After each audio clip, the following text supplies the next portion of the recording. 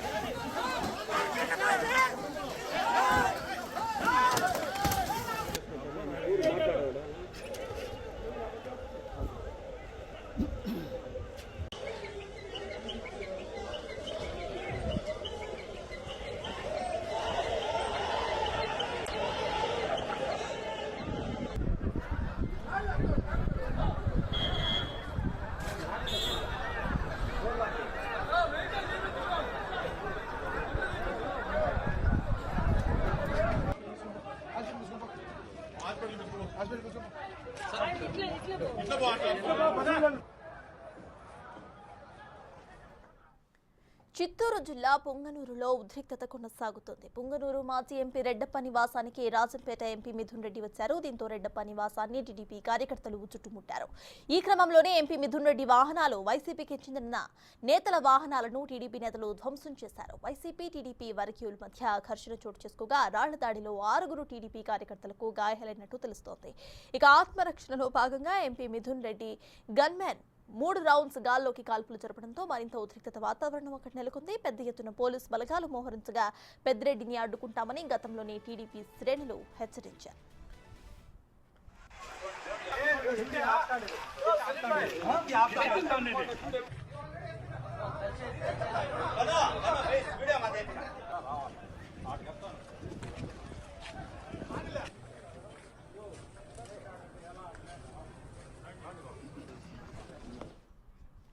ఇదే విషయంపై పూర్తి డీటెయిల్స్ మా ప్రతినిధి దామోదర్ అందిస్తారు. దామోదర్, అక్కడ పరిస్థితి ఎలా ఉంది?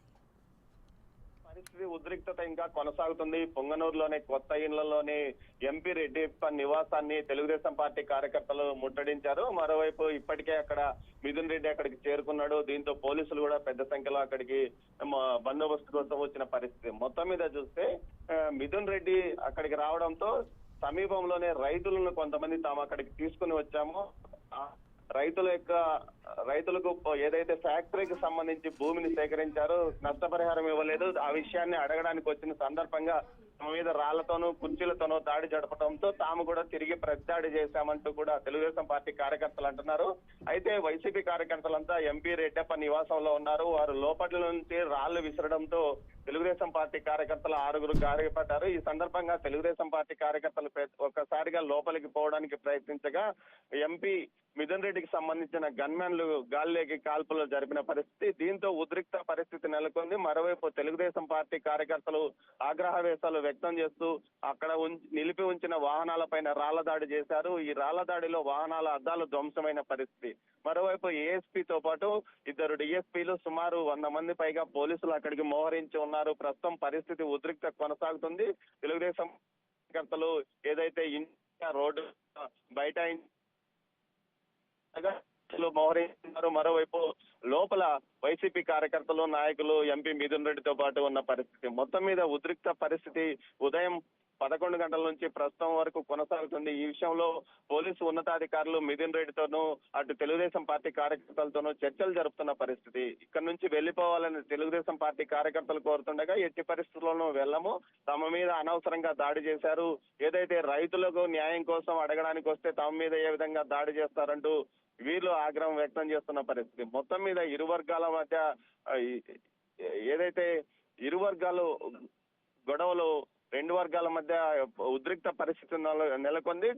గొడవల మీద మొత్తం మీద అయితే చూస్తే అక్కడ పరిస్థితి మాత్రం ఉధృతిగా కొనసాగుతున్న నేపథ్యంలో పోలీసులు మాత్రం చూస్తూ ఉన్నారు. అంటే పై అధికారుల నుంచి వచ్చే ఏదైతే ఆ ఆజ్ఞ ఏమిస్తారో వారి సలహా మేర కోసం ఎదురుస్తున్న పరిస్థితి. మరోవైపు తెలుగుదేశం పార్టీ కార్యకర్తలు గతంలో తమను ఇబ్బంది పెట్టారు, తమ పార్టీ నాయకులు ఎక్కడికి రానివ్వకుండా అడ్డుకుంటున్న పరిస్థితిలో తాము కూడా అందుకోసం ఇప్పుడు ఈ విధంగా చేస్తున్నామంటూ మరోవైపు చెప్తున్న పరిస్థితి. మొత్తం మీద అయితే పోలీసులు ఇరు వర్గాలతో చర్చలు జరిపి వారిని ఇక్కడ నుంచి ప్రశాంతంగా పంపించడానికి ఏర్పాట్లు చేస్తున్న పరిస్థితి కనిపిస్తుంది. సత్తార్. Thank you Damodar.